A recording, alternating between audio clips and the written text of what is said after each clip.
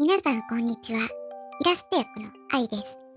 まずはこの動画の構成についてご紹介をします。はじめにこれまでのあらすじを挙げています。次にイラスト役本編。原文の後に現代語訳とイラスト訳が流れます。イメージを沸かせながら古文速読の目線を鍛えていきましょう。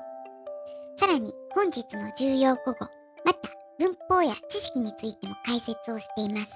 では早速行ってみましょう。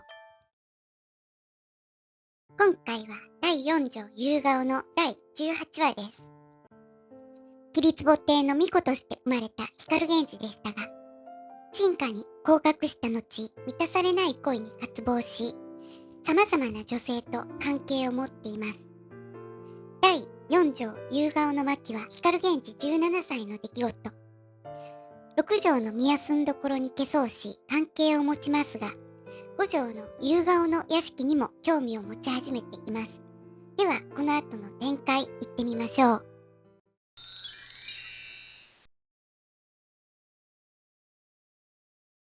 大方に内見立てまつる人だに。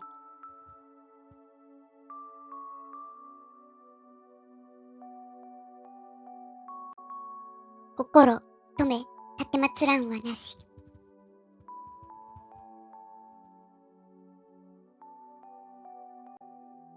物の情け知らぬ山がつも。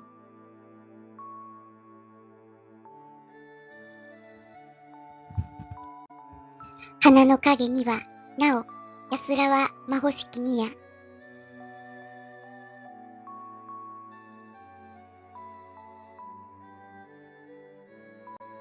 この五行を見立てまつるあたりはほどほどにつけて、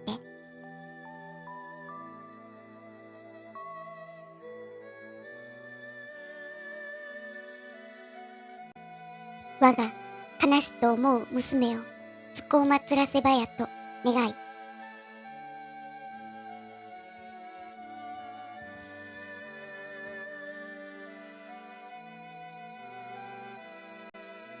もしは口を叱らずと思う芋などもたる人は、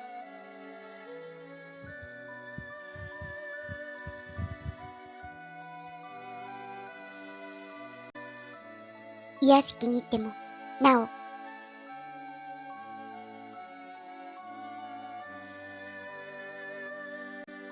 この恩あたりにさぶらわせんと思いよらぬはなかりけり。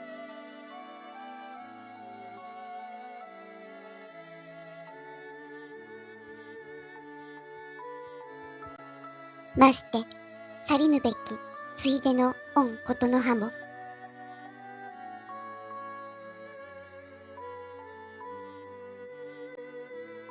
懐かしき恩景色を見立てまつる人の少し物の心思い知るは、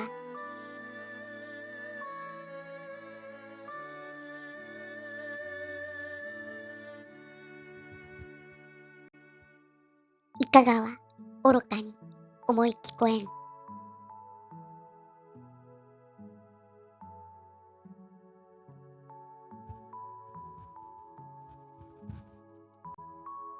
け暮れ打ち解けて死も負わせぬを。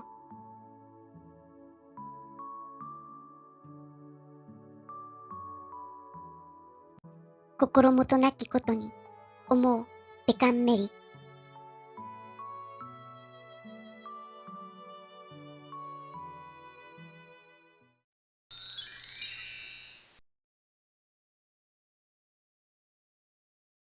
お楽しみいただけましたか？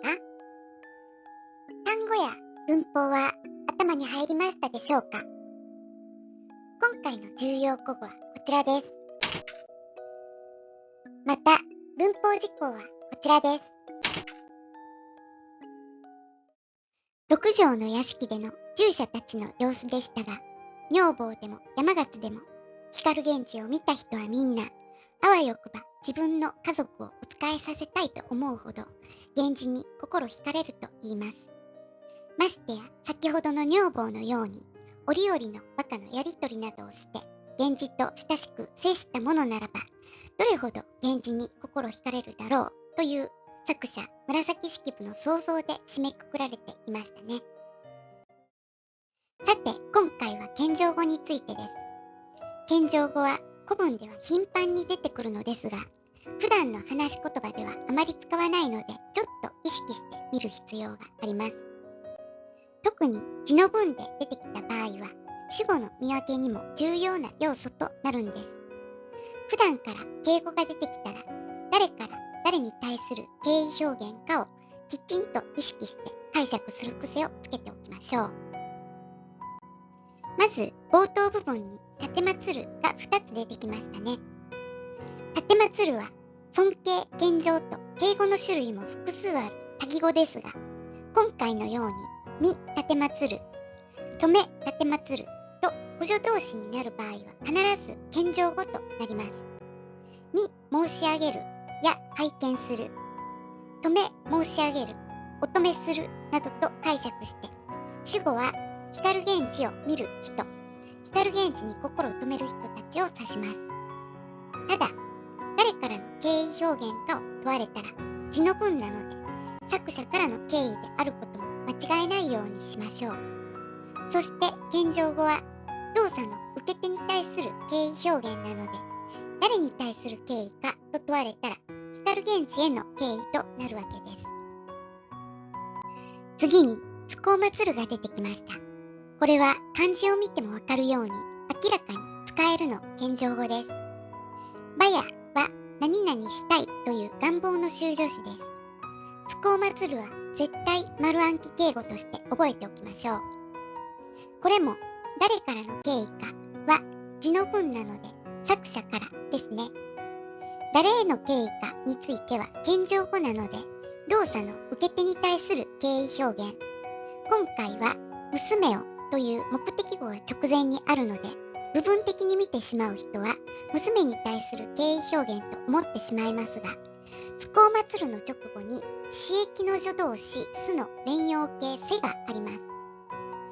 自分の娘や妹を光源氏にお仕えさせたいという内容であるはずなので、全体的に見て動作の受け手は光源氏になるはずです。このように俯瞰的に見る力も大切になってきますね。さらにこのサブラウも同様に考えてみましょう。オンあたりというのはおがついていることから身分の高い人。ここでは光源氏のことです。サブラウも謙譲、丁寧と敬語の種類が複数ある多義語ですが、ここでは前述のつこうまつるの文脈との関係から謙譲語で捉えましょう。せは詞役、むは意思、お仕えさせようという意味になります。したがって字の文なので、このサブラウは作者からの敬意表現、謙譲語なので動作の受け手である光源氏に対する敬意表現です。このように敬語の敬意対象は誰からの敬意か、誰に対する敬意かを分けて考える必要があります。特に謙譲語は率直に考えると間違ってしまいがちなので、敬語が出てくるたびに敬意対象を意識するようにして慣れておくようにしましょう。さあ、今回も第4章夕顔からのイラスト役でした。第1条キリツボからここまでの再生リストは説明欄のリンクに貼ってあります。よかったら日々の受験勉強のサポートにお使いください。最後までご覧いただきありがとうございました。何かお気づきのことがあればコメントいただけたら嬉しいです。それではまた。